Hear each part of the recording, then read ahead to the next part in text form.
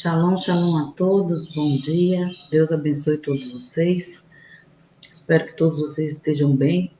Não sei se os irmãos perceberam, no grupo nós temos algumas pessoas novas que não fazem parte da nossa região de São Paulo, mas fazem parte de um pedacinho do nosso país.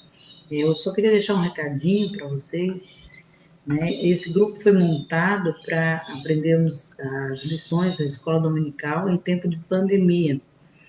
E devido à pandemia, nós terminamos ficando por aqui por conta da situação de alguns que ainda não poderiam frequentar a escola dominical. Por isso nós estamos aqui. Eu sou pastora Ligiane, sou formada em teologia, bacharel em teologia, mestrado em cristologia. Também tenho nosso pastorado baseado no Seminário da Penha, no Presbiteriana da Penha, Seminário para Pastores. Também sou formada em hebraico, ainda estudo hebraico, porque hebraico você pode passar 10 anos estudando e você ainda não aprendeu, devido à língua moderna, o hebraico bíblico e as mais de 150 regras que tem no hebraico, né? Então, o estudo da escola dominical, ele é baseado dessa escola dominical, não somente na teologia do nosso país, que nós temos 3 a mais forte, né? Armênia, Calvino e etc., mas aqui eu não puxo o lado para nenhuma delas. Eu costumo colocar a realidade, né, daquilo que a teologia diz, mas trazendo a luz dos originais hebraicos, tá? Para você que não é aluno dessa sala e que pediu solicitação, eu não estava liberando solicitação para o país, mas devido à grande demanda de pessoas todos os dias pedindo, e então veio no meu coração, né? Se você está pedindo é porque você gosta de estudar, você é igual a nós, gosta de estudar, né? E eu, como costumo dizer, eu acho que eu nunca vou parar de estudar, que quanto mais eu sei, mais eu descubro que eu não sei. Amém? Hoje nós estamos na 4ª lição. Mais um detalhe, para você que é novo e que pediu solicitação, você pode fazer perguntas no vídeo, caso você assista o vídeo depois, devido à tua igreja, e logo ao ver, eu poderei estar respondendo para você. Amém? Sou professora também de teologia, tá? Pela FAETESP, por enquanto eu não estou dando aula pela FAETESP, devido ao nosso trabalho na igreja, amém? A FAETESP é uma faculdade de Guarulhos, a qual nós fundamos ali pelo reitor Gaspar, que também é formado em mestre das religiões e tantas outras faculdades que ele tem. Mas, além de tudo isso, ele é o diretor da região de Guarulhos e de todos os seus setores na questão de escola dominical. Então, nós estamos muito bem resguardados aqui, bem respaldados, vamos dizer assim, né? A respeito de escola dominical. Amém? Então, a lição de hoje é a lição de número 4, o drama de Jó. O texto áureo vai dizer assim: E disse, Jó 2:21. Você que não tem a revista, abra sua Bíblia no livro de Jó, e nós vamos estar lendo Jó, capítulo 1, do 13 até o 22, e Jó, capítulo 2. O texto áureo está baseado em Jó, capítulo 2, verso 21, onde Jó diz: No saí do ventre de minha mãe e não tornarei para lá. O Senhor deu, o Senhor tomou. Bendito seja o nome do Senhor. Uma frase muito conhecida, motivo de louvores, de alegria para a boca de muitos, mas uma frase bem complexa, né? Porque nem todos compreendem essa questão em que Jó disse: No voltarei. E muitos não querem viver isso que Jó declarou nesse texto, que o Senhor deu, o Senhor tomou. né? Então, nessa lição, nós vamos entender, né, a questão dos bens, da família e o drama de Jó. A verdade prática diz assim: o despeito das grandes provações que se abatem em nossa vida é a luz do exemplo de Jó. Devemos permanecer no Senhor. Jó, capítulo 1, sucedeu um dia em que seus filhos e suas filhas comiam e bebiam. Vinham na casa do seu irmão primogênito, que veio um mensageiro. A Jó lhe disse: os bois lavravam e os jumentos pasciam junto a eles. E eis que deram sobre eles uns sabeus, e os tomaram, e os moços feriram ao fio da espada. E eis que deram sobre eles os sabeus, um povo daquela região. E o tomaram os moços e o feriram ao fio da espada, e somente escapei eu para te trazer essa nova. Estando este ainda falando com Jó, veio outro e disse: fogo de Deus caiu do céu e queimou as ovelhas e os moços e os consumiu. E só eu escapei para te trazer essa nova.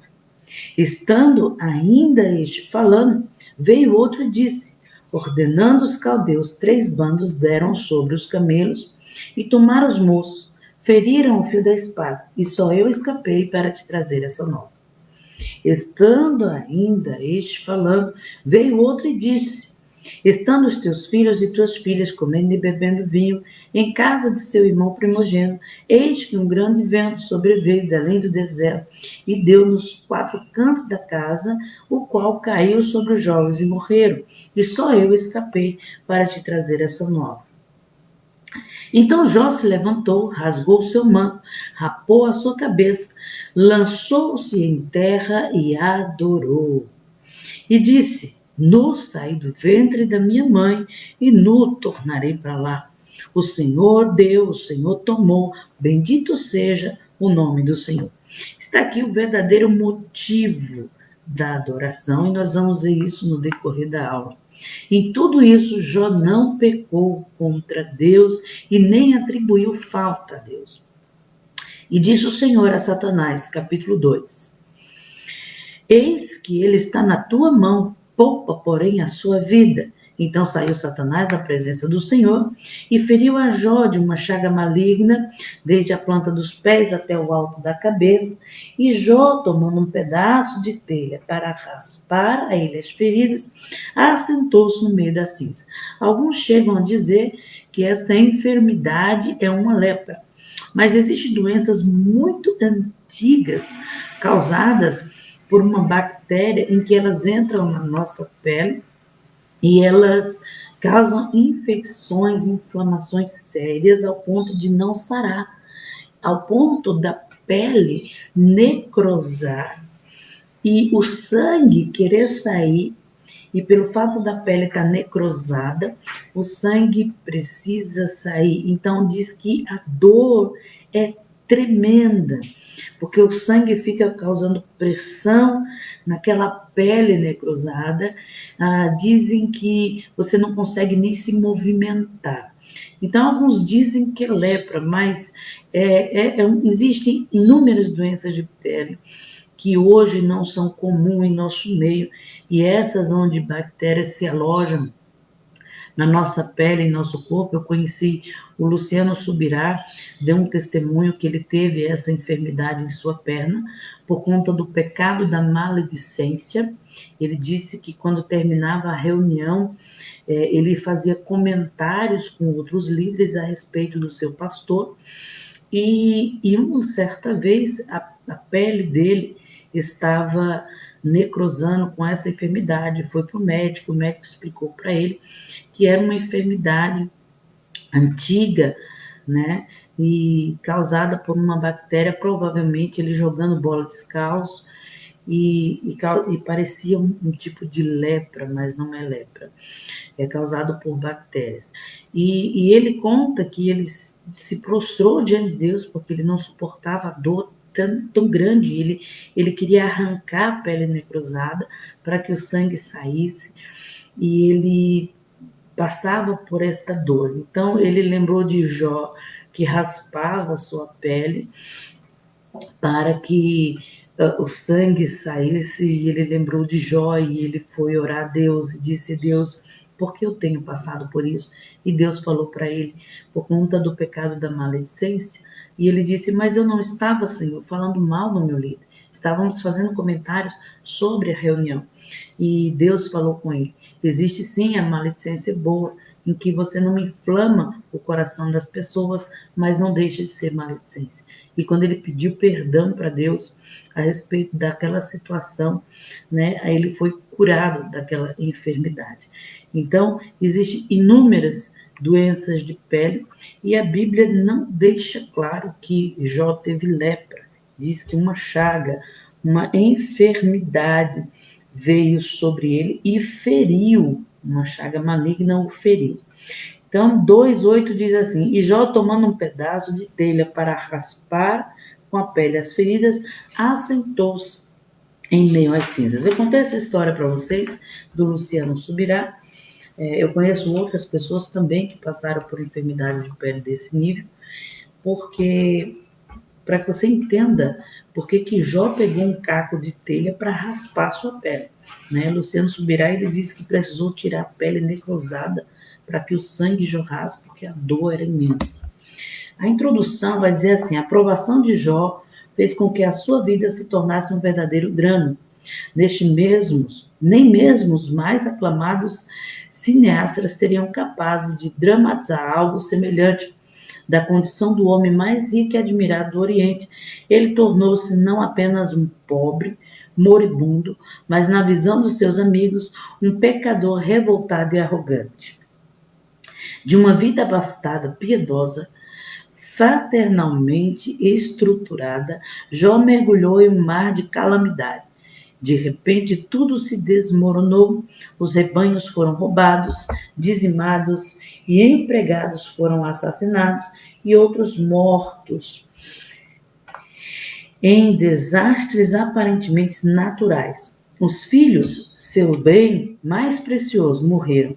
Cenas difíceis de esquecer, refletir sobre como Jó reagiu a tudo isso é o objetivo da nossa lição. O primeiro tópico diz a tragédia de natureza econômica, o sucesso e a esfera comercial. O autor sagrado já havia sublinhado que Jó era o maior de todos do Oriente. O respeito de admiração e riqueza, prosperidade do homem de Uz contribuíram para a construção dessa imagem. O autor já havia destacado a riqueza, a prosperidade de Jó, medidas pela grande quantidade de animais e servos e serviço dele. O comércio e as atividades do campo eram suas principais atividades. Devido à sua grande riqueza, não são poucos os autores que igualam Jó a grandes indústrias e empresários contemporâneos. Enquanto as ovelhas proporcionavam lã para a produção do têxtil, por outro lado, o camelo e o jumento estavam a serviço dos transportes e cargas. Dessa forma, Jó destacava no Oriente como homem de negócios. Nós vamos falar sobre o sucesso na esfera do campo. As atividades do campo era, sem dúvida, o principal negócio de Jó. O fato de que ele tinha tantas juntas e bois ao seu serviço demonstrava que ele era um agricultor que possuía uma grande extensão de terras e não nômade, como alguns autores supõem. Estudiosos destacam o fato de que a palavra grega abundar, encontrada somente em Jó e em Gênesis 26:14, é uma referência direta à lavoura, ao cultivo da terra. Os bois, da mesma forma, as ovelhas ofereciam proteína de animal. As ovelhas, juntamente com as jumentas, alimentavam a produção de laticínios, e isso fazia Jó um verdadeiro empreendedor no sentido moderno. Vamos ver o ataque do diabo na esfera comercial. Satanás atingiu o centro das atividades comerciais do patriarca. O adversário procurou retirar aquilo que, graças ao trabalho duro, já havia conquistado. Assim, destruiu os animais e o pessoal a serviço dele, desestabilizando financeiramente seu negócio. bancarrota, sem animal de carga e transporte, estava prejudicado.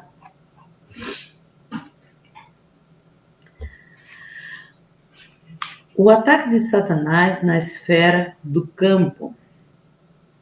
Da mesma forma que atingiu o negócio de Jó na esfera comercial, Satanás o atingiu também na esfera do campo, destruindo a sua fonte de produção e proteína de laticínios. O diabo atingiu em cheio toda a fonte de sua riqueza. Era preciso muito equilíbrio para não desesperar diante de um quadro tão sombrio. Aqui é necessário fazer a ponderação. Evidentemente que nem sempre o empreendimento de alguém quebra por investidura de uma ação maligna direta. Muitas vezes é apenas um mau gerenciamento ou até mesmo consequência de uma crise de mercado. Todavia, no caso de Jó, foi uma ação maligna e muitos casos hoje também. Muitos casos hoje, a crise que sobrevém financeiramente pode ser por uma desobediência, porque a Bíblia diz que se tu me obedeceres, né, se tu me buscares, eu te abençoarei, né, Deuteronômio 28, né, se tu rejeitares a minha palavra, né, eu tirarei, e etc. Então, existe também as perdas por uma crise econômica, mas eu já vi uma crise econômica, Deus levantando os seus filhos e abençoando os seus filhos, né? Então, existe também as perdas por uma questão maligna. Nós vamos falar sobre a tragédia da natureza familiar, sobre os filhos de Jó, sobre a esposa e o fato, né, que sobreveio à vida dele. No terceiro tópico, nós vamos falar sobre a tragédia da natureza física e psicológica de Jó. O diabo toca na sua saúde, na saúde física, na saúde mental e psicologicamente na vida de Jó.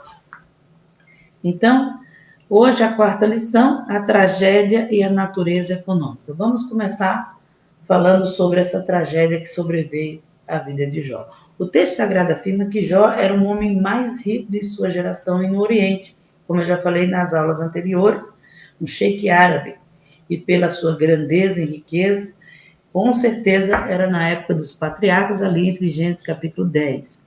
Era o maior empresário rural que veio no seu tempo. Ele possuía 7.000 ovelhas, né, 3.000 camelos e todos esses bens que os textos bíblicos relatam. Então, a vida de Jó refuta a ideia de que uma pessoa rica não pode ser piedosa.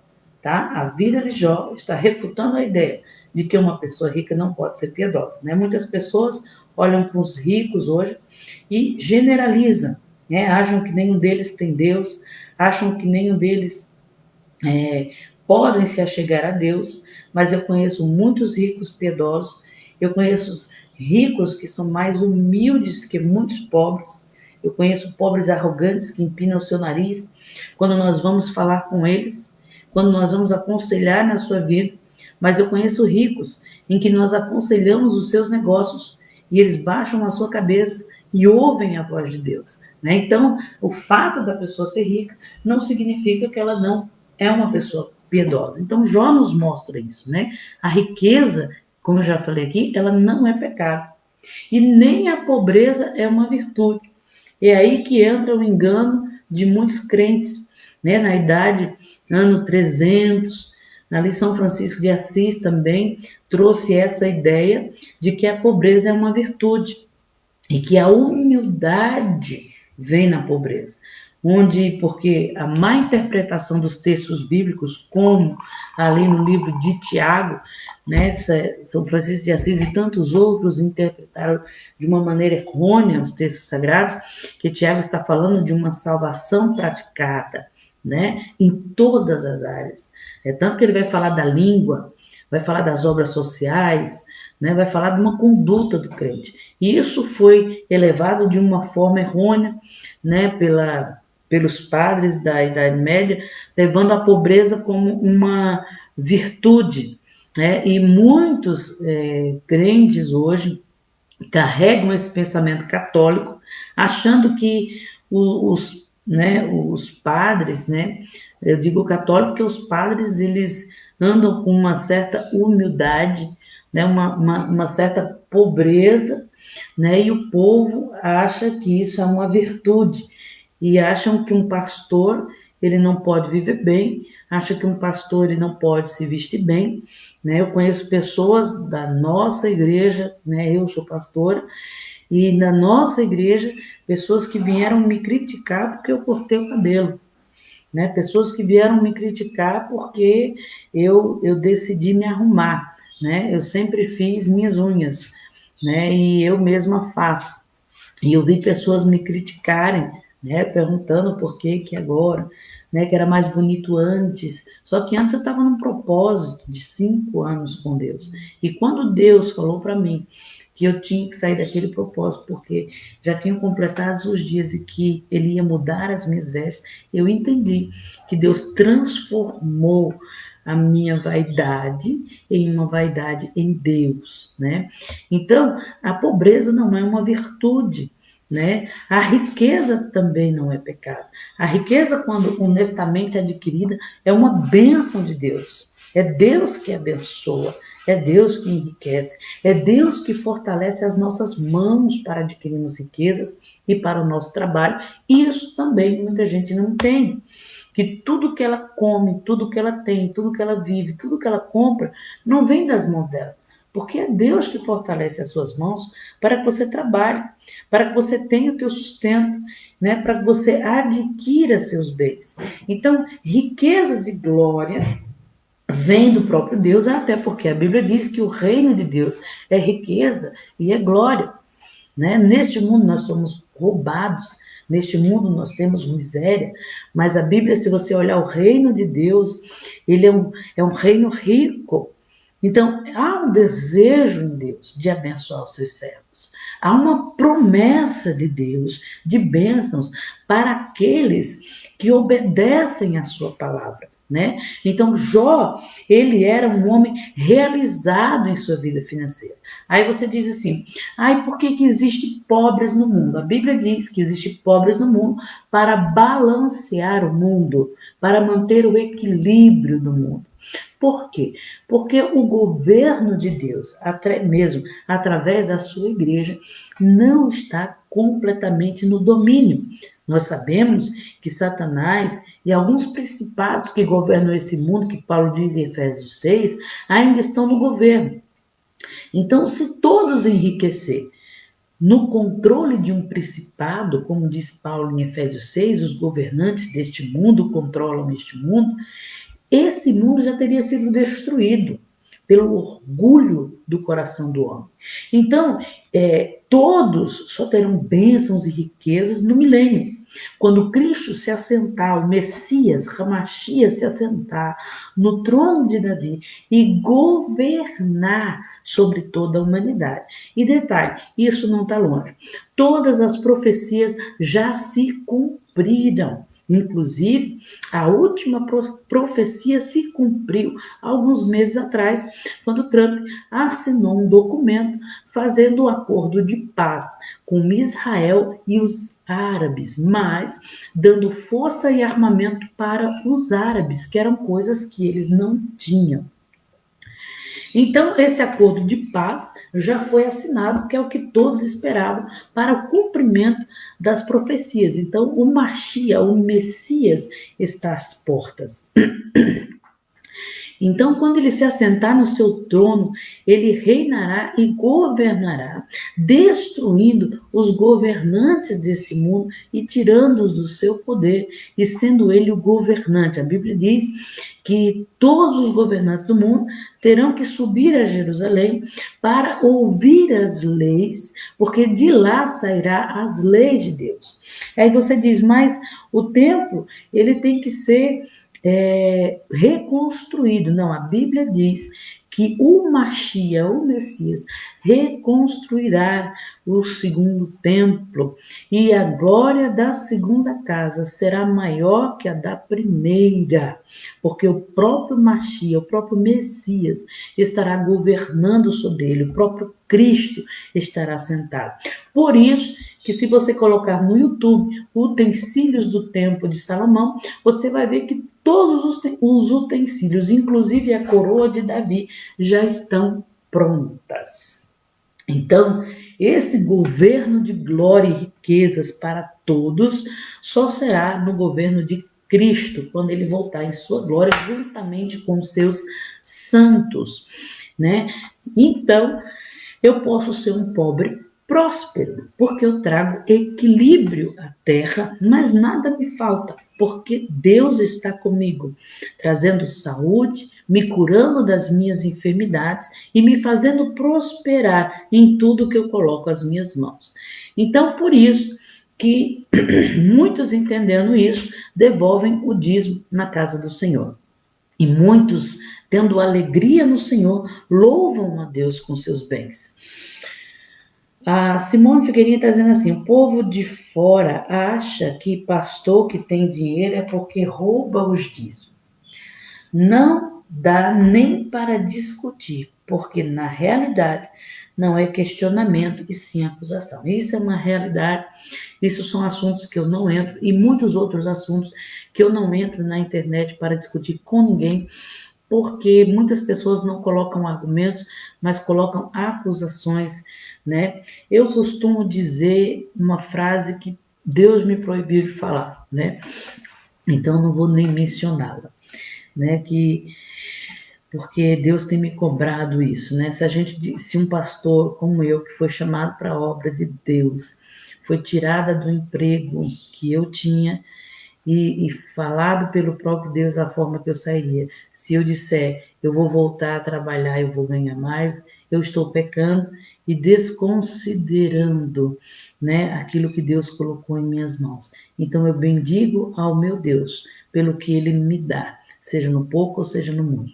Então Jó era um homem realizado financeiramente, familiarmente e no seu relacionamento com Deus, ele era um homem realizado. Mas Satanás, ele traz alguns argumentos. Primeiro, ele diz que um homem só adora a Deus, adora mais a família do que o próprio Deus. E Satanás sabe disso, que muitos são capazes de adorar mais a sua família do que o próprio Deus. Não é verdade? Aí você diz, não, pastor, eu não sou capaz de adorar mais a minha família que a Deus, eu adoro mais a Deus. Conversa fiada, irmão. Se Satanás resolver tocar na tua casa hoje, eu tenho certeza que a primeira coisa que você vai fazer é deixar de ir para a igreja. Muitos dizem que adoram mais a Deus e que Deus está no primeiro lugar. Mas se Satanás decidir tocar, como tocou na vida de Jó, muitos vão deixar a casa do Senhor, né? Muitos começam a ir para a casa de Deus pelos bens que receberam. E quando esses bens lhe trazem satisfação, logo deixam de estar na casa de Deus, porque estão bem, não tem preocupação alguma. Então Jó tem outro argumento, que pessoas que têm dinheiro e que estão bem financeiramente, elas amam mais ao dinheiro do que a Deus. Vou deixar um detalhe aqui para você. Isso Satanás não falou somente na vida de Jó, nem se preocupe. Isso são acusações e argumentos que ele usa todos os dias contra você. Ele diz que você adora mais a sua família que a Deus. Ele diz que você ama mais o dinheiro do que a Deus. E ele diz que um sofrimento, esses são argumentos de Satanás, que o sofrimento do homem pode tirar o homem da sua adoração a Deus. Então são argumentos que Satanás ele traz e qual o livro de Jó nos mostra o quão astuto é esse inimigo e o quanto ele conhece a nossa vida e o quanto ele sabe como lidar com o homem, né? Então, os argumentos de Satanás é que o homem só adora a Deus pelo que ele tem, é que se Deus tocar na família de um homem, ele deixa de adorar a Deus porque a família está em primeiro lugar. E ele diz que o homem, em meio ao seu sofrimento, não pode adorar a Deus. Então, Deus coloca a reputação de Jó nas mãos dele, não de Satanás, nas mãos do próprio Jó. Deus confiava tanto em Jó que ele coloca a reputação de Jó nas mãos de Jó. Agora eu abro um parênteses aqui. Será que Deus pode colocar a tua reputação nas tuas mãos? E eu pergunto mais uma vez, como que você vai responder para Deus se Deus colocar a tua reputação sobre as tuas mãos? Né?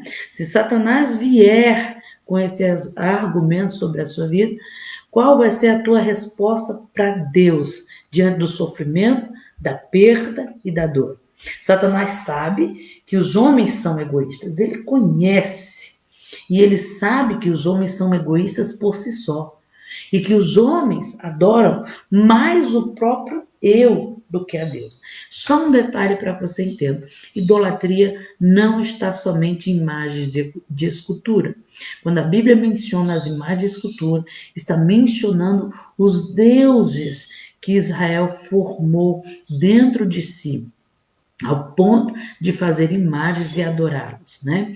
Então, o homem, ele é tão capaz de adorar o seu próprio corpo que ele, um exemplo, muitos, tanto homens como mulheres, se mantêm no vício de pornografia, perversão e masturbação. Por quê? É uma idolatria do próprio corpo, né? Então, o homem dentro de si, ele tem idolatria, ele é egoísta, né? Ele adora o seu próprio eu. Como eu já falei aqui, a Bíblia de Satanás, o primeiro versículo dessa Bíblia diz que você deve adorar a si mesmo. Jó sabia que a sua riqueza não vinha dele mesmo e nem de suas mãos, mas que tudo vinha do Senhor.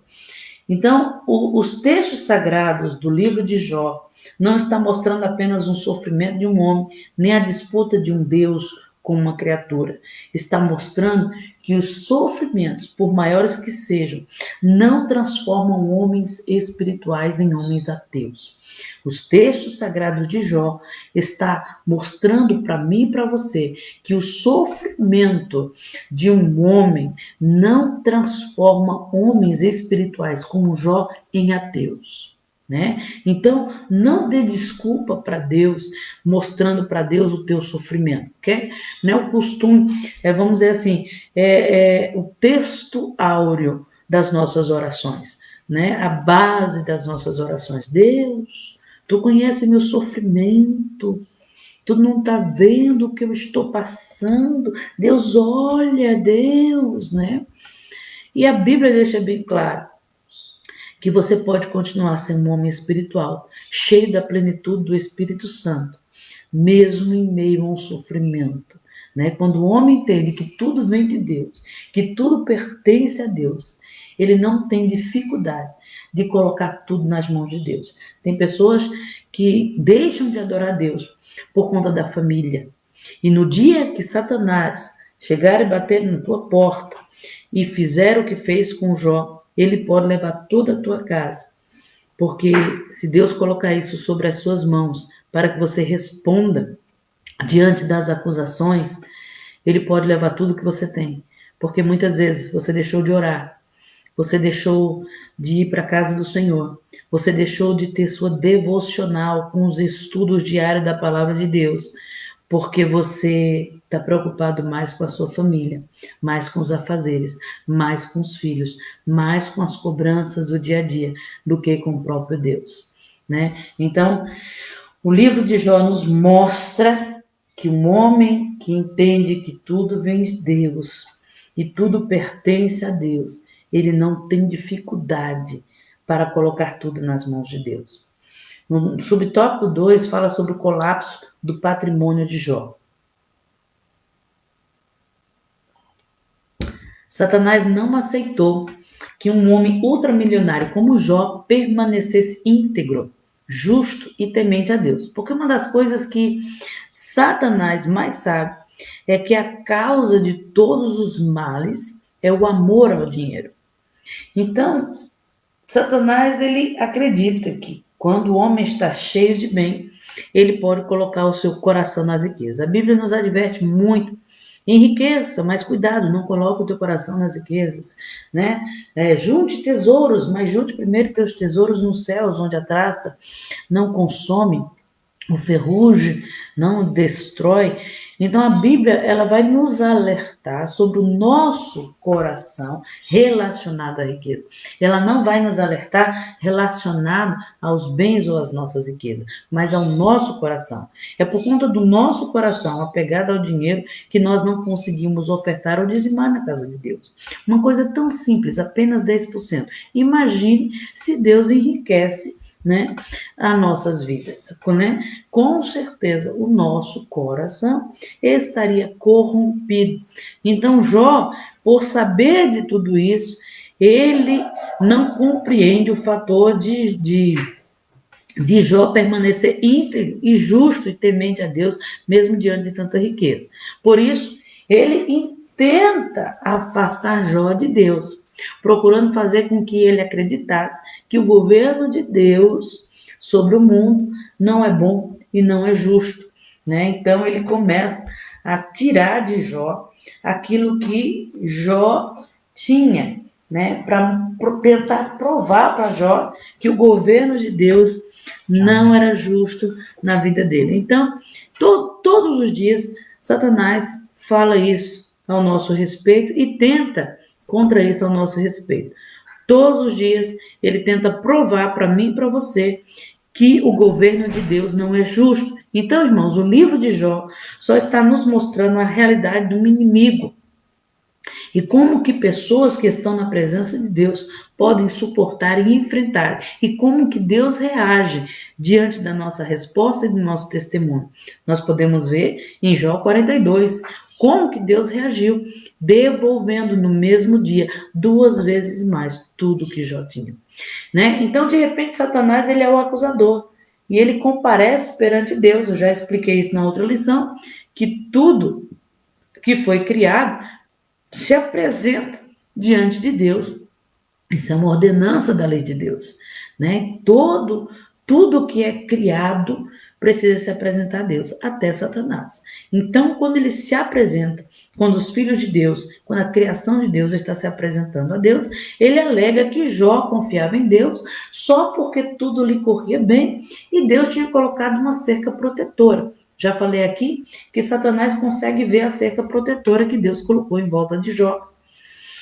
Satanás toca nos bens, pois diz que nenhum homem pode amar a Deus, e sim ao dinheiro que ele tem. Pode amar a Deus. Ele diz: todo homem que tem dinheiro, o coração dele está no dinheiro. Então Satanás toca nos bens, pois diz que nenhum homem pode amar mais a Deus que o seu dinheiro. Isso é o que Satanás entende. Isso é normal acontecer, e é por isso que a Bíblia vai sempre nos alertar sobre o amor ao dinheiro. Então, Deus, conhecendo o coração de Jó, Deus testemunha do próprio Jó e coloca a reputação de Jó nas mãos de Jó. Por que isso acontece? Porque nós precisamos provar para Deus, provar para o mundo, né? Que Deus é Deus em nossas vidas. E para isso nós precisamos viver os milagres, viver a presença de Deus, viver as coisas que Deus faz, até mesmo diante das acusações dos nossos inimigos. E quando nós vivemos, o mundo passa a conhecer tanto o mundo espiritual como o mundo físico, que nós realmente respondemos para Deus. Nós não respondemos a Deus com palavras, nós respondemos a Deus com atitude. Por isso que a Bíblia vai falar do cordão de 3 cordas, né? Que quer dizer, eu criei, eu ouvi e eu obedeço. Então, isso é responder para Deus. Se Deus colocar a sua reputação em suas mãos, será que você responderia da forma que Jó respondeu? Com a permissão de Deus, Satanás sai da presença de Deus. E de uma forma implacável, ele vai para cima dos bens e da vida de Jó, atacando tudo que ele tem. E isso nos mostra, né, porque com a permissão de Deus, Satanás destruiu tudo que Jó tinha. Não. com a permissão de Deus, ele sai da presença de Deus e de forma implacável ele vai para cima de Jó. E isso está mostrando como que o teu inimigo trabalha, o poder e a influência que ele tem nesse mundo, mas também nos mostra que ele não toca na vida do injusto, a não ser que seja pela permissão do próprio Deus. Satanás não vai tocar no justo, quando eu falo justo, é aquele que está diante do Senhor, em comunhão com o seu corpo, em unidade com a igreja e cheio da plenitude do seu espírito, vivendo em obediência, tá? Não vá colocar qualquer um que se diz que conhece a Deus como justo, tá bom, irmão? Então, Satanás, ele sai para tocar na vida de um justo somente com a permissão de Deus. Então, se algum mal sobreveio a você, entenda que foi por algo, por uma vontade permissiva de Deus. E que aquilo, como diz a Bíblia, vai se verter em bem para a sua vida. E de alguma forma, Deus está trabalhando na sua vida. Tá? Aí muita gente diz, mas por que fulano morreu? Irmãos, todos nós temos tempos determinados nessa terra. Não podemos culpar Deus pelos tempos e estações determinados sobre a terra. Nós estamos tão focados nesse mundo que esquecemos aquilo que Deus tem para as nossas vidas. Então, no único dia, Satanás, ele arregimentou os caldeus, ou seja, caldeus e sabeus, ou seja, Satanás, ele tem poder sobre homens e coração de homens maus, tá? Estamos falando de homens ímpios. Se eu não me engano, se não é os sabeus, são os caldeus, que eram filhos, gerações da irmã de Moisés. Então, pode ver que são homens ímpios. Ímpios são aqueles que conheceram a Deus. Ímpios são aqueles que um dia estiveram na igreja. Ímpios são aqueles que muitas vezes estão dentro da igreja, mas estão intentando contra a obra de Deus e contra o seu povo. Eles não obedecem, eles são rebeldes, eles rejeitaram a obra da cruz. Esses são ímpios. Quando a Bíblia fala de ímpios, está falando de pessoas que não têm perdão, está falando de pessoas que rejeitaram a obra de Deus. Por isso que você vai ver Deus destruindo os filisteus, os cananitas, os caldeus, né? Porque são povos que você pode ver Deus falando para o neto de Nabucodonosor.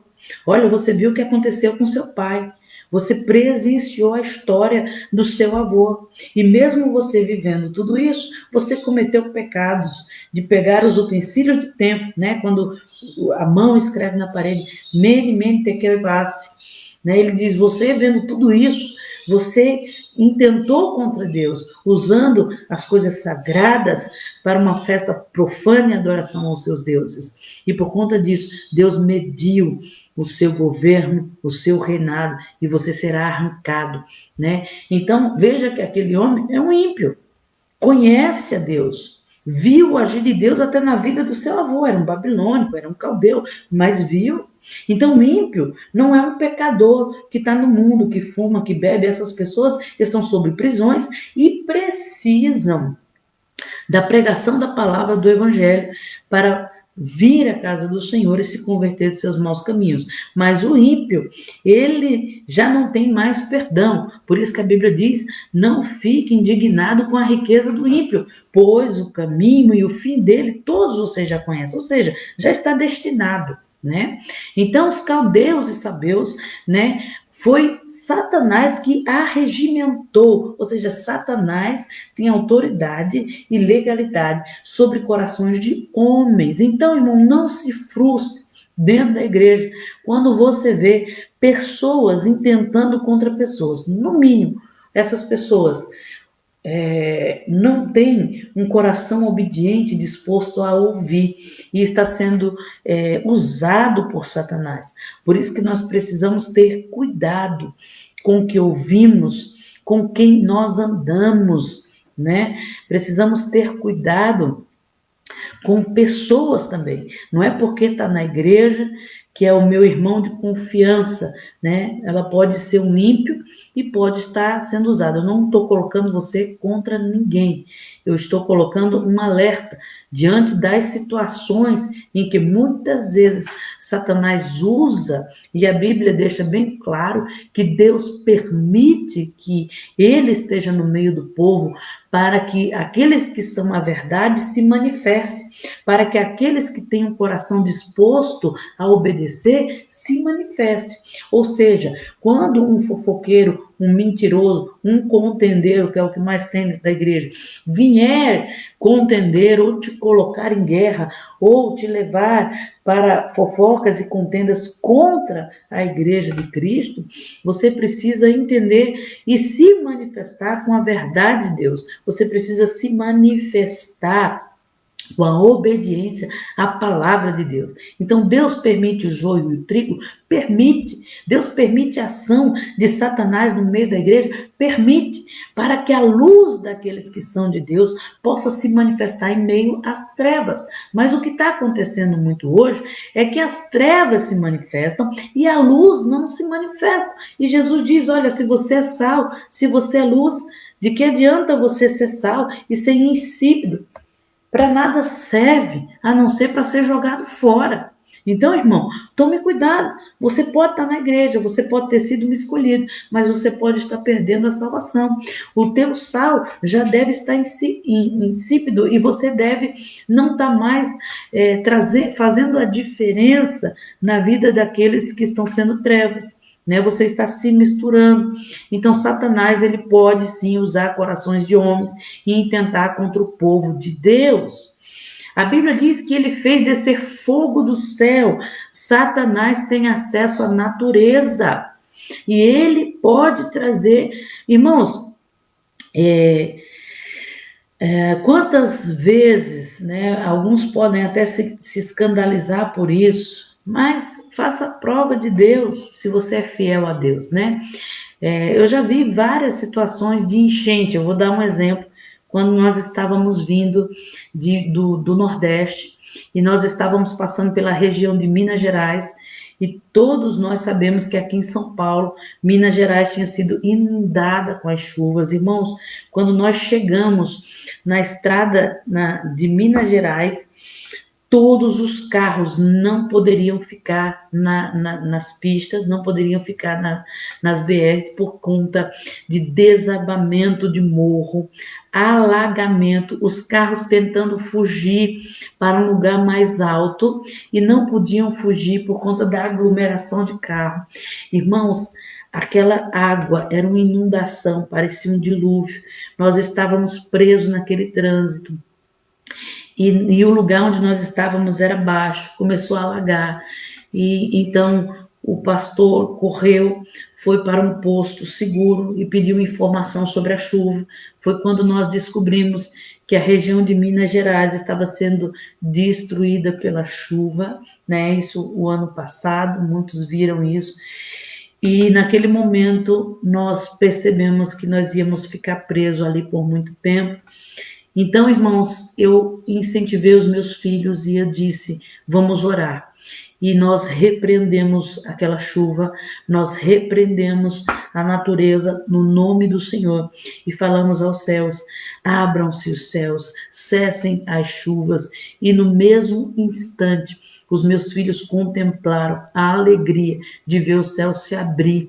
Eu filmei naquele momento, mandei para os meus parentes que estavam preocupados, o céu se abrindo, em questão de 5 minutos, o sol veio.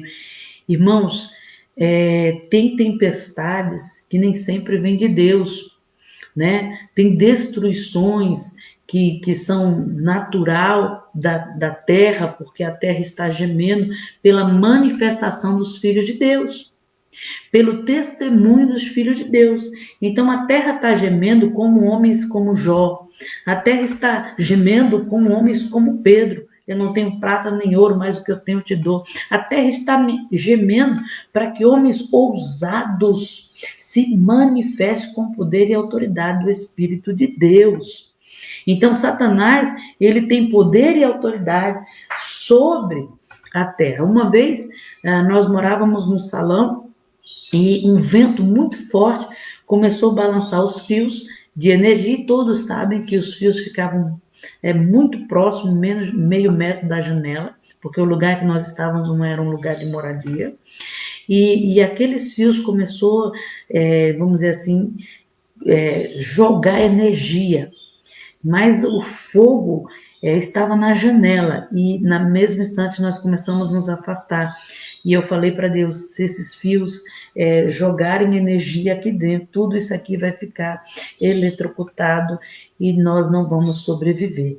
E eu disse, Deus, Elias lutou contra principados e potestades, fazendo o vento parar, fazendo o vento, né, a natureza se mover em uma oração de 20 segundos. Então, eu vou fazer a mesma oração que Elias fez. Deus, cesse os ventos.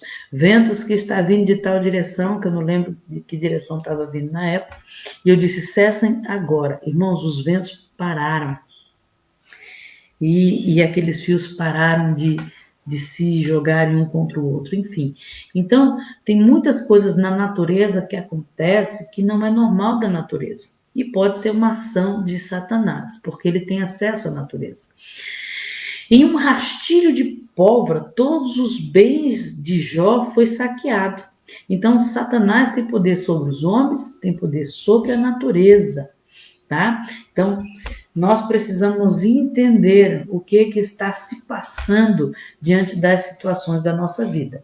O texto afirma que no exato momento que sofreu o golpe de perda, o patriarca prostrou-se diante de Deus e não blasfemou contra Deus, mas ele prostrou-se para adorar a Deus. O que isso se chama? Isso se chama adoração desinteressada. Para adorar a Deus, eu não adoro pelo que eu sinto.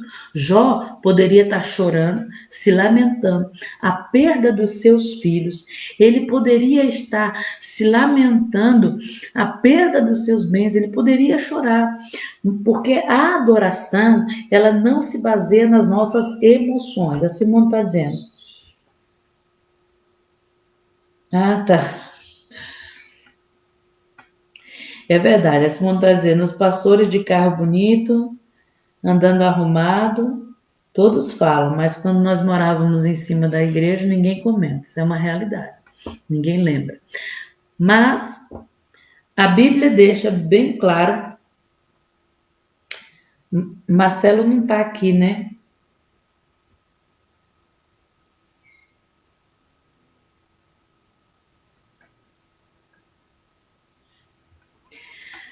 A Bíblia deixa bem claro que para adorar a Deus, eu não adoro pelo que sinto. Eu não adoro a Deus pelas minhas emoções. A Bíblia deixa bem claro que a adoração a Deus vem por meio do Espírito de Deus. Então, eu posso estar passando pelo momento de luto, mas eu posso adorar a Deus por conta das minhas atitudes diante da situação, por conta daquilo que eu sou em Deus diante da situação. Por isso que Jó perdendo os filhos, Jó perdendo seus bens em um dia só, ele se prostra para adorar. Por quê? Porque ele bendiz o nome do Senhor. As suas emoções e o que ele está sentindo no momento não leva Jó a blasfemar ou a ser guiado por aquilo que ele está sentindo. Romanos 8,16 diz que o mesmo Espírito testifica com o nosso Espírito que somos filhos de Deus. Então, em meio ao sofrimento, em meio à dor, em meio aos argumentos dessa vida, nós precisamos entender que o Espírito de Deus está em nós. E esse poder criativo de Deus, esse poder de vida de Deus, testifica dentro de nós que nós somos filhos de Deus. Então não importa o que eu vou perder amanhã, não importa o que o mundo me leva a perder, não importa o que Satanás está tentando contra a minha vida, né? Eu tenho o Espírito de Deus e isso não muda. Essa é a verdadeira adoração, né? Uma adoração desinteressada, uma adoração que não é movida pelo que eu sinto. Eu posso estar chorando, por perder alguma coisa, mas eu posso estar adorando ao mesmo tempo. Porque a adoração não é cantar louvores, tá? Cantar louvores é uma coisa. Eu canto louvores por quê? Porque eu estou alegre. O próprio salmista vai dizer: cantar louvores ao Senhor porque eu estou alegre. Eu canto louvores a Deus, um exemplo, porque eu recebi um bem. Eu recebi uma cura. Deus agiu em minha vida, coisas aconteceram, eu estou alegre. A Bíblia diz: aquele que está alegre, cante, né? Tem até um louvor que é meio trocado, né? Você que está triste, louve. Não, a Bíblia diz que aquele que está alegre, cante, né? Então, o louvor está falando de pessoas alegres. Por isso que me preocupa, irmão, as atitudes de algumas pessoas dentro da igreja hoje. Ela, ela recebeu bens de Deus, ela recebeu família de Deus, ela está sendo cuidada pelo próprio Deus e ela não reconhece isso. Dentro dela não tem a alegria do louvor.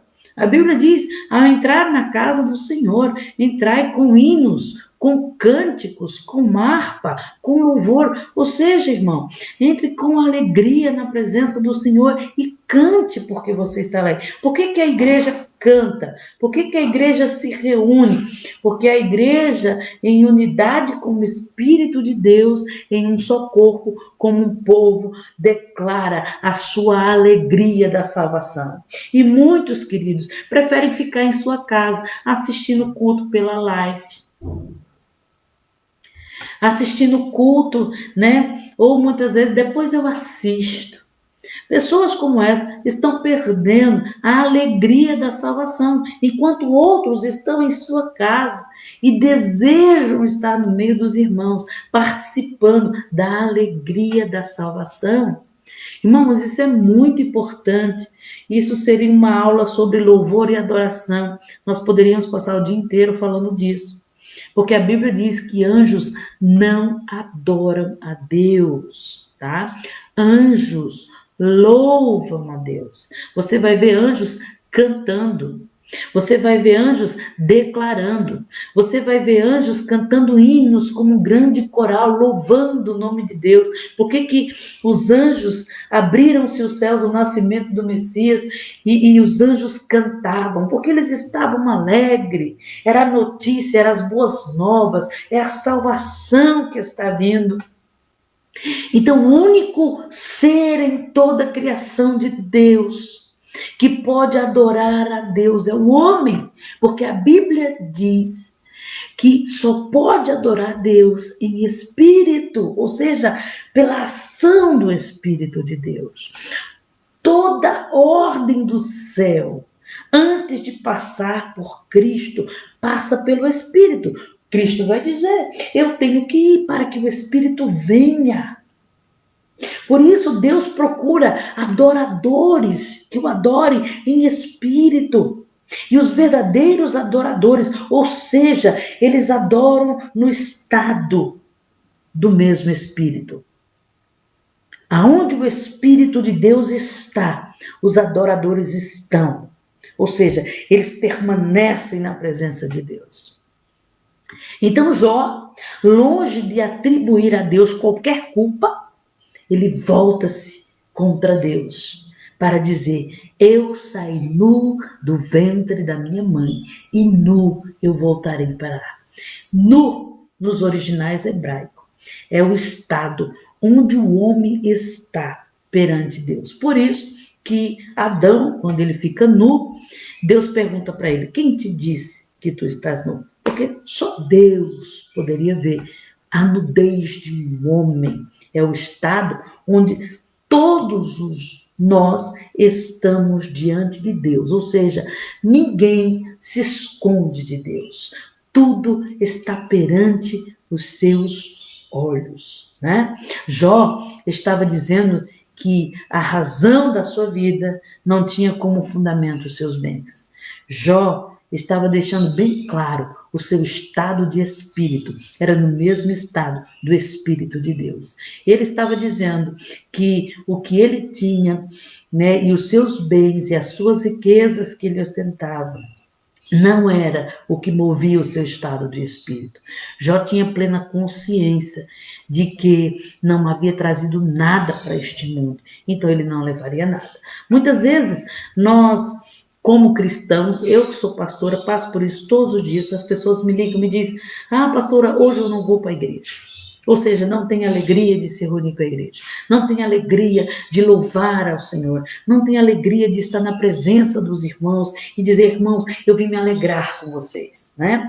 Então, ela chega, está passando por uma dificuldade, muitas vezes bateu o carro, coisa simples, muitas vezes adoeceu, né? Uma doença leve, não era nem uma lepra, nem coisa parecida, né?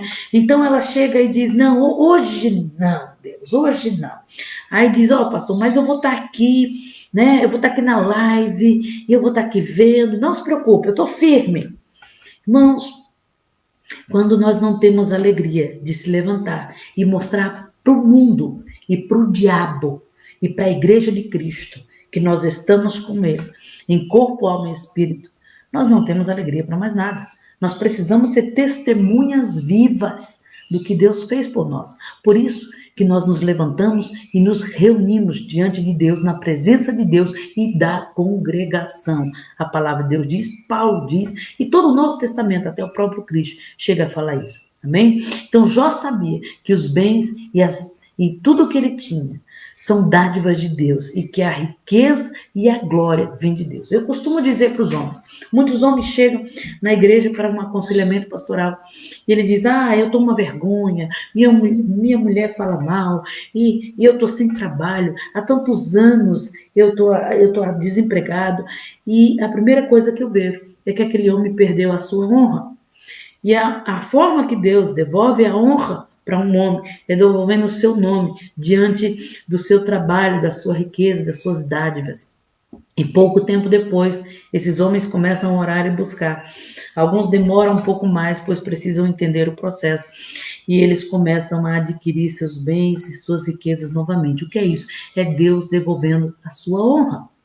Em Lucas, capítulo 12, verso 15, diz assim: e disse-lhe: acautelai-vos e guardai-vos da avareza, porque a vida de qualquer homem não consiste na abundância de bens que ele tem. Então, cuidado com o teu coração e aonde ele se encontra. Jó definitivamente triunfou sobre as investidas de Satanás. O relato bíblico é enfático em nos falar em Jó, capítulo 1, verso 22. Em tudo isso, Jó não pecou, não culpou e nem atribuiu nada a Deus.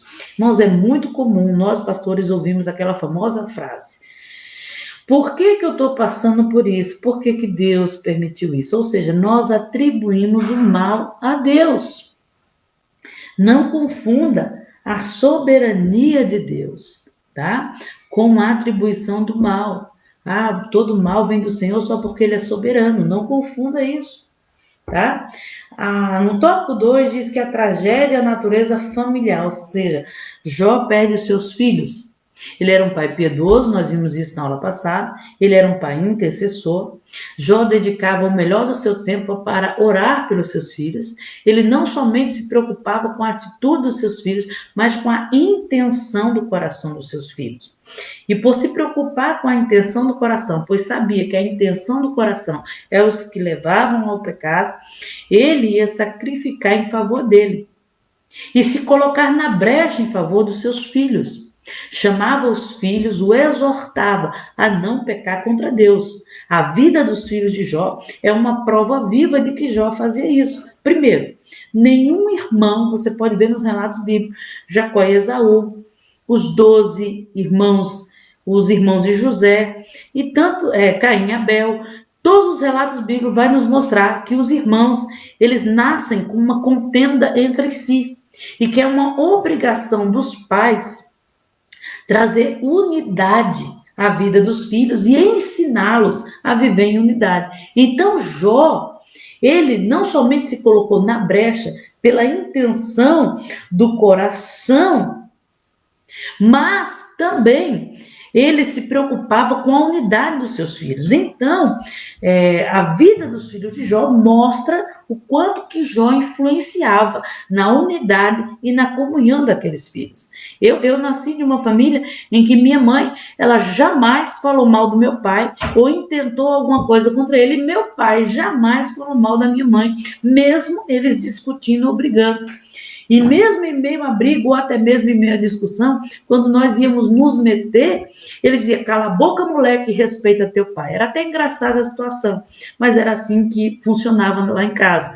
E hoje, irmãos, por mais que os irmãos tenham contendas, que é natural da Bíblia, nós amamos nos reunir, né? Isso é até engraçado. E era o que os filhos de Jó faziam. Se reuniam para se alegrar juntos, por conta da unidade que tinham entre eles, trazida pelo o sacerdócio de Jó, né? Então ele tinha preocupação com seus filhos para que não pecassem contra Deus, né? E se preocupava com o que tinha seu coração. Muitas vezes a gente está bem porque os nossos filhos estão na igreja, mas não perguntamos como que os nossos filhos estão realmente por dentro. E aí, meu filho, como você está? Como estão seus pensamentos relacionados à perversão, à droga, ao vício? Como que você está diante de Deus no teu sentimento? Isso deve ser uma preocupação dos pais.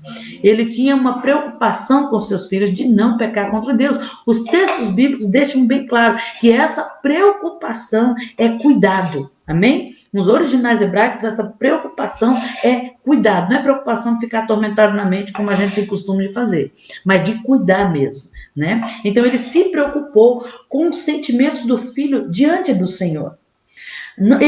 Ele não se preocupou com a aparência de piedade, né? Mas ele se preocupou em que seus filhos fossem um testemunho. E os próprios relatos bíblicos vão dizer que a unidade, a comunhão dos filhos de Jó, de se reunirem para se festejar, é a prova viva de como que era essa família. Então, mesmo sendo um pai zeloso, mesmo sendo um pai intercessor que se colocou na brecha, né, a tragédia não deixou de vir na sua casa. No mundo teremos aflições, no mundo teremos perseguições, no mundo nós temos o inimigo. E no mundo, Efésios capítulo 6, existem governantes que não são da parte do Senhor. Então nós precisamos entender que neste mundo nós vamos passar qualquer tipo de situação, não estamos ilesos disso, só porque somos justos, piedosos ou qualquer coisa desse tipo. Nós temos o costume de dizer que coisas que sobrevêm sobre a nossa vida, nós temos o costume de dizer, atribuir a Deus as situações e perguntar: mas Deus, eu fui tão fiel, Deus, eu fui tão justo, mas Deus, né, por que isso me sobreveio? Né? Então, a salvação, a alegria da salvação não vem pelas suas obras. Estamos no mundo, temos aflições e precisamos entender que o nosso estado de espírito permanece no estado do Espírito de Deus, porque somos adoradores e o ser humano é o único ser que pode adorar a Deus. Anjo não adora a Deus. Quem adora a Deus é você, com o teu testemunho, com a tua família.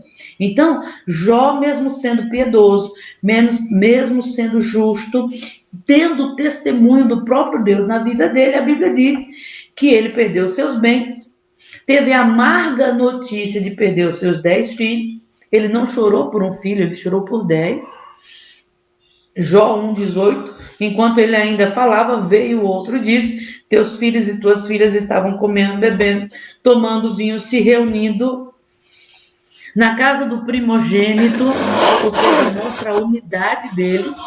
Então veio um forte vento do deserto e atingiu os 4 cantos da casa. Satanás tem autoridade sobre a natureza.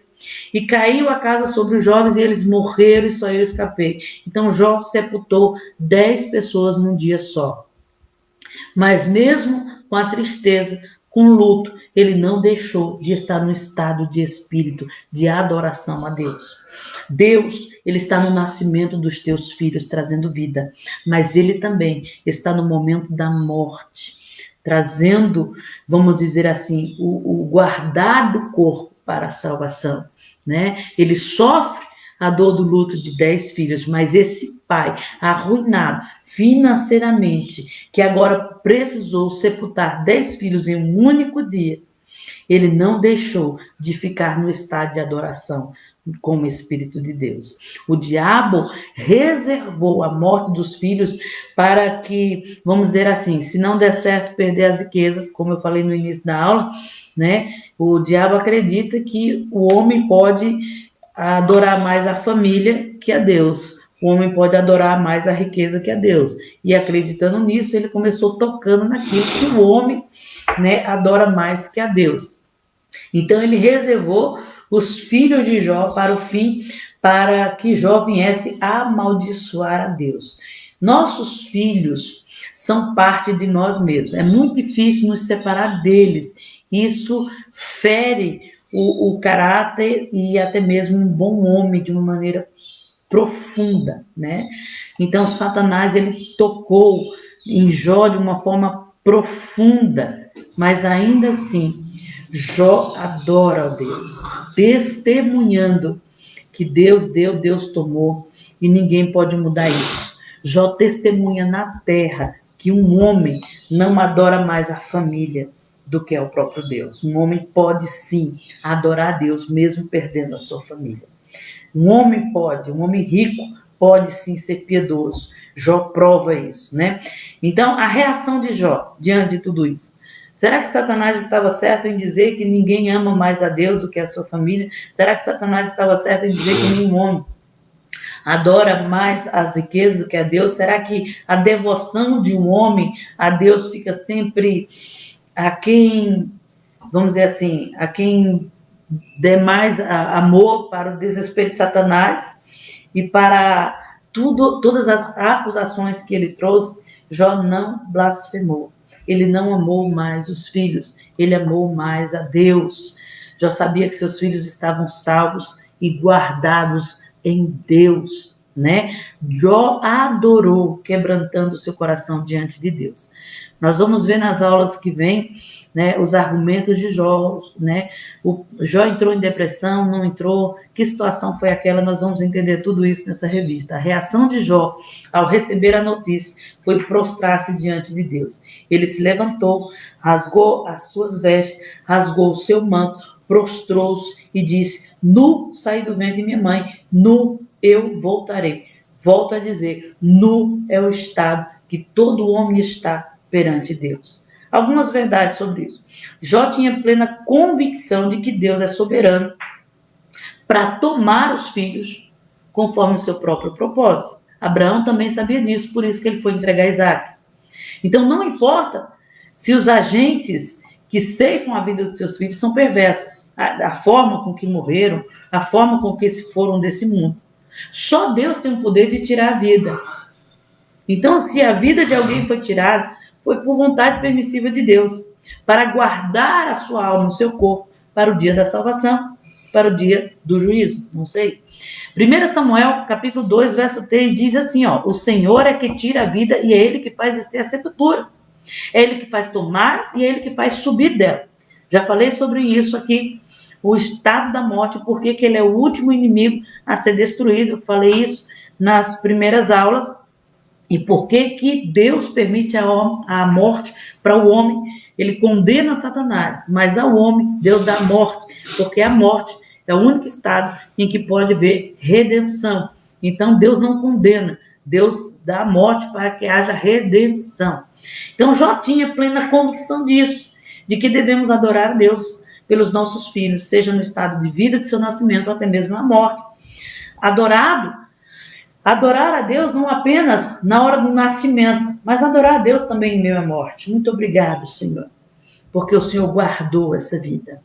Muito obrigado, porque o Senhor não condenou, né? A reação da mulher de Jó diante de toda essa tragédia, ao contrário do que muitos dizem, foi um estado de choque, né? Muitos dizem que ela foi rebelde, né? Que ela, sei lá, tantas coisas comentam a respeito dessa mulher, mas a Bíblia diz que ela entrou em estado de choque e falou coisas típicas de pessoas desesperadas.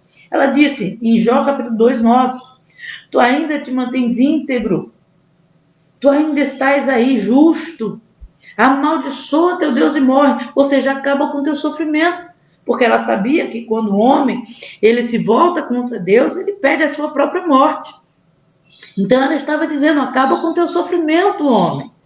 Mesmo mergulhado no sofrimento de dor, Jó responde à sua mulher. Ele era tão sacerdote, por isso que ele é um dos patriarcas, que ele não, vamos dizer assim, não se volta contra a sua mulher, mas ele ensina a sua mulher, mesmo em meio ao sofrimento. Ele diz: por acaso receberemos de Deus apenas o bem e não a desgraça? E por conta dessa frase de Jó, a sua esposa se mantém íntegra. Então veja que um homem, mesmo em meio ao sofrimento, ele é capaz de ser sacerdote na sua casa. Nenhum sofrimento pode ser maior do que a confiança e a fidelidade a Deus. O Senhor jamais permitirá que sejamos tentados acima das nossas forças. Paulo vai dizer em 1 Coríntios capítulo 10, verso 13. Então Jó estava passando por aquilo que ele poderia ser capaz de vencer. E ele prova isso para mim e para você. O sábio Jó afirma que a sua esposa, em seu desespero e sua dor, falava como uma pessoa sem entendimento. Uma pessoa que, vamos dizer assim, estava desequilibrada diante da situação. Então ele vai e fala para ela: vamos receber essa dor. Ela é a esposa incansável que esteve do lado dele. É tanto que no fim do livro você vai ver que ela estava lá e ainda dá 10 filhos para ele, melhores do que o que ele tinha. Tem homens que, em meio às circunstâncias, deixam os seus sacerdotes. Ele perdeu a sua herança. Contudo, recobrou através da sua piedade e devoção. A esposa de Jó também recebeu tudo em dobro através da sua piedade e devoção ao seu marido. Ou seja, Jó ensinou para ela, ela se calou e aceitou a situação. A tragédia de natureza física e psicológica é o último tópico. Satanás pode causar 2 sofrimentos na vida das pessoas e nós não podemos atribuir todo o mal a Deus só porque ele é soberano. A Maria está dizendo: por isso que canto mesmo, só de alegria de estar na casa do Pai. Mesmo desafinada, eu canto. Tem que cantar mesmo, Maria. Todos os nossos problemas nas mãos dele, que seremos vencedores. Simone Figueirinha. Simone está dizendo: por que não colocamos nossos problemas nas mãos de Deus? Ontem assisti pela 1000ª vez o filme Quarto de Guerra. Muito bem. Nossa, e nele podemos relembrar a importância de colocarmos todo o nosso problema na mão de Deus. Deus não prometeu a vida perfeita aqui na terra. Deus prometeu a salvação. Tá? Vida perfeita só depois do reinado do Messias. Então, Satanás ele pode causar 2 sofrimentos? Pode. Seu desejo é ver as pessoas sofrerem em sua missão e causar dor. Irmão, manda Satanás embora e adora a Deus. Como que nós mandamos Satanás embora? Né? Como no Jardim do Inimigo nós assistimos ontem. Sai! Sai! Não. É adorando. É mostrando para Satanás que Deus é Deus, independente da dor e do sofrimento. O diabo tocou na saúde de Jó. Nos dias que seus filhos vieram apresentar-se perante o Senhor, Satanás também veio com eles para igualmente se apresentar perante o Senhor. Acorda o Paulo. Ele vai. Então, Satanás responde ao Senhor. Deus pergunta para Satanás: de onde você vem? E ele diz: eu vim da terra, de rodear e passear por ela. Ou seja, Satanás continua a rodear a terra e de passear por ela. Aí você diz: mas Jesus não triunfou sobre si? Todo poder e autoridade foi dado a ele. Mas Satanás não está preso. Paulo vai dizer que principados e potestades se encontram nas regiões celestiais. Poder e autoridade e as chaves estão na mão de Cristo. A influência de Satanás no mundo ainda se encontra. Ele ainda se encontra passeando e rodeando, procurando a quem possa tragar. E a igreja tem o poder e a autoridade e as chaves que Cristo colocou nas mãos da sua igreja. Né? Então, em outras palavras, isso quer dizer: Satanás está rodeando e passeando sobre a terra, ou seja, eu não mudei minha agenda. Eu continuo observando a vida dos seus filhos. Eu continuo passeando sobre a terra e fazendo o que eu sempre quis fazer: matar, roubar e destruir, procurando quem eu possa tragar. Ou seja, eu estou por aí, vivo e ativo no planeta Terra, eu estou rodeando por ela, eu estou investigando a vida das pessoas, eu estou buscando uma brecha que eu possa entrar, eu estou colocando armadilhas no caminho dos incautos, eu estou cegando o entendimento dos incrédulos, eu estou controlando os filhos da ira, eu estou induzindo ao erro, eu estou criando doutrinas falsas, eu continuo andando pela terra. É isso que Satanás está dizendo. Eu continuo tentando seduzir. Só que tem uma pessoa lá embaixo que você colocou uma cerca e eu não posso tocar. Se chama Jó. Então o diabo, ele continua passeando pela terra. Então Satanás responde ao Senhor: pele por pele, e tudo quanto o homem tem dará por sua vida. Estende a mão agora e toca-lhe nos seus ossos, na sua carne, e tu vai ver que ele blasfemará contra ti. Deus deu um testemunho a respeito de Jó. Então Satanás refuta esse testemunho. Jó capítulo 2, 4, 5. Ele vai blasfemar se tu tocar na sua carne. O argumento de Satanás é que ninguém ama mais a Deus do que a si mesmo. Se o homem é idólatra de si mesmo e pecou contra Deus por idolatrar o seu próprio eu e os seus próprios questionamentos, então toca na carne dele e tu vai ver que ele deixa de te adorar. Isso não é uma disputa, mas é um homem provando que Deus é Deus na vida dele. Os homens são egoístas e adoram o seu próprio eu, e Satanás sabe disso. O amor próprio é um sentimento inato da defesa natural de um homem. Então Satanás vai dizer: toca na pele, nos ossos, na carne. É a forma mais profunda de atingir alguém. Não apenas a sua saúde, mas agora Satanás estava insinuando que na dor ninguém consegue ser fiel a Deus. Satanás só pode agir na vida dos filhos de Deus quando Deus permite. Então, se você está passando por alguma situação difícil, adore a Deus e seja testemunha de que Deus vai mudar aquela situação. Não é falando, é testemunhando. Paulo diz que nós somos o testemunho de Cristo, o bom perfume que andamos sobre a terra. Não é pelo que nós falamos, mas é pelo que nós vivemos. Deuteronômio, capítulo 13, verso 2 e 3, diz assim: falsos profetas no meio de nós e até mesmo Satanás no meio da congregação.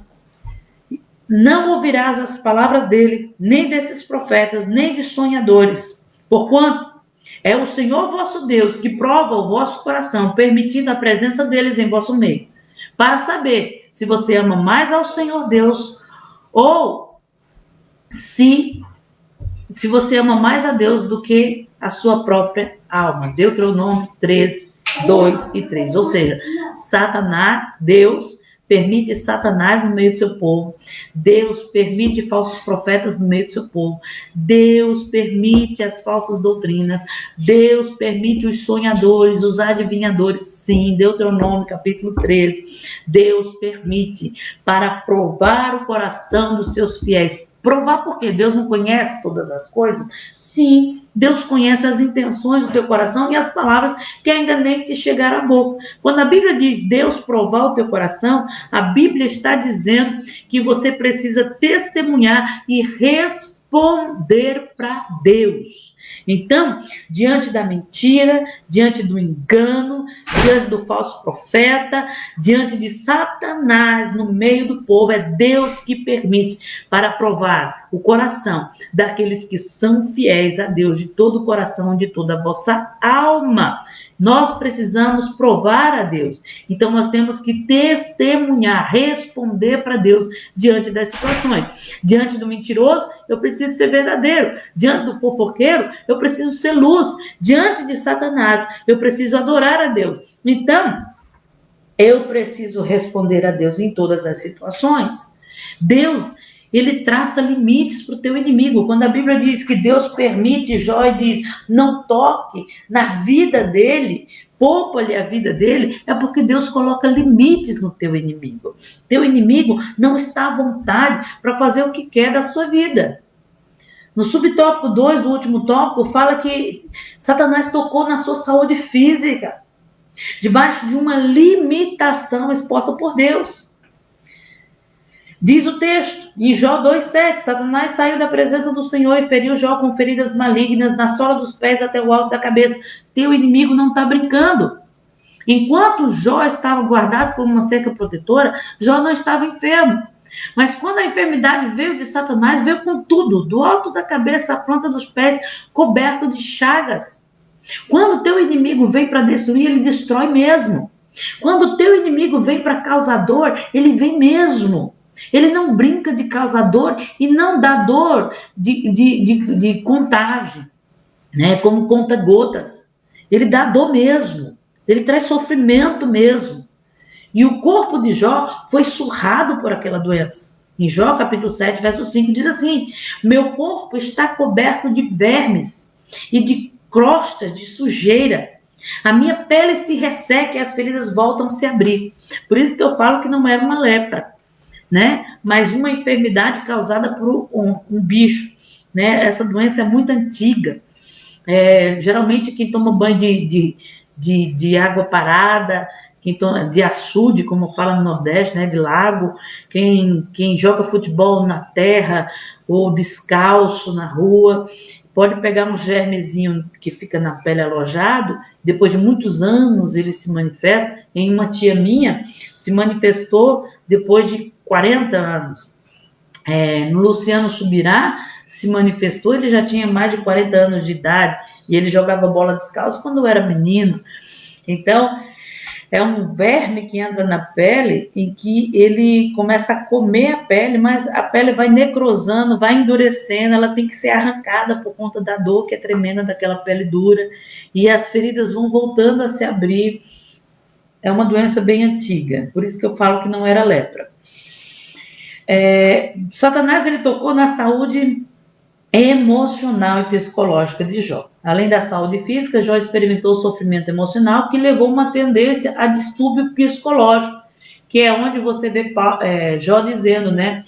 Porque o leite não secou no peito da minha mãe, por que Deus não amaldiçoou, né? Ele mesmo amaldiçoou o dia do seu nascimento, por conta desse sofrimento psicológico, que dependendo do sofrimento do homem, é permissível diante de Deus, né? Até mesmo a loucura dos seus pensamentos. Então Deus conhecia a loucura dos pensamentos de Jó. Isso não significa que Jó deixou de adorar diante dos seus argumentos. Jó chegou a amaldiçoar o dia do seu nascimento, não vendo mais razão para que fosse comemorado, né? Então veja o sofrimento desse homem, e nem por isso ele deixou de ser um adorador. Somente debaixo de forte pressão psicológica é que pessoas chegam a tal ponto. E Jó, mesmo assim, debaixo dessa pressão psicológica, ele não deixou de adorar a Deus, não deixou de estar no estado de espírito. Jó ficou angustiado e amargurado, está descrito em Jó 7:11. À noite, os seus sonhos e visões lhe traziam terror. Isso mostra a perturbação psicológica.